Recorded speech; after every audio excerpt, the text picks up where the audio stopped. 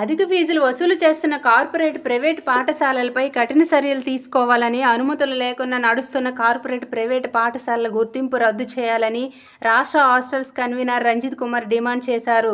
రాజన్న సిరిసిల్ల జిల్లా వ్యాప్తంగా ప్రైవేట్ పాఠశాలలు విద్యా సంవత్సరం ప్రారంభం కాకముందే ప్రభుత్వ నిబంధనలకు విరుద్ధంగా పాఠ్యపుస్తకాలు, యూనిఫామ్ల పేరుతో అక్రమంగా అధిక ఫీజులు వసూలు చేస్తున్న కార్పొరేట్ పాఠశాలలపై చర్యలు తీసుకోవాలని, అలాగే పాఠ్యపుస్తకాలను అమ్ముతూ విద్యార్థుల తల్లిదండ్రులను అడ్మిషన్ ఫీజు పేరుతో, లేకపోతే పాఠశాల సగం ఫీజు ఇప్పుడే చెల్లించాలని వేధిస్తూ విద్యార్థుల తల్లిదండ్రుల జీవితాలతో చెలగాటమాడుతూ అధిక ఫీజులు వసూలు చేస్తున్న కార్పొరేట్ ప్రైవేటు పాఠశాలలపై చర్యలు తీసుకోవాలని కోరినారు.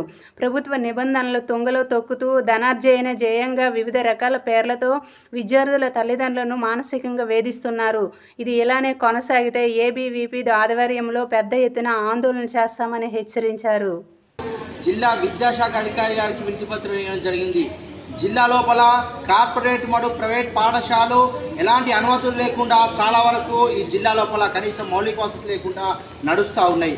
అలాగే అధిక ఫీజులు వసూలు చేస్తున్న పాఠశాలపైన వెంటనే కఠిన చర్యలు తీసుకోవాలని, అలాగే బుక్స్ కావచ్చు, డ్రెస్సెస్ కావచ్చు, ఇంకా ఇతర వస్తువులు అమ్ముతున్న పాఠశాల పైన క్రిమినల్ కేసులు నమోదు చేసి దాని యొక్క రెన్యువల్ క్యాన్సలేషన్ చేయాలని ఈ సందర్భంగా మేము డిఓ గారికి కోరడం జరిగింది. అలాగే జిల్లా లోపల తల్లిదండ్రులు కావచ్చు, ఈ యొక్క జిల్లా లోపల అందరికీ కూడా మేము విజ్ఞప్తి చేస్తూ ఉన్నాం.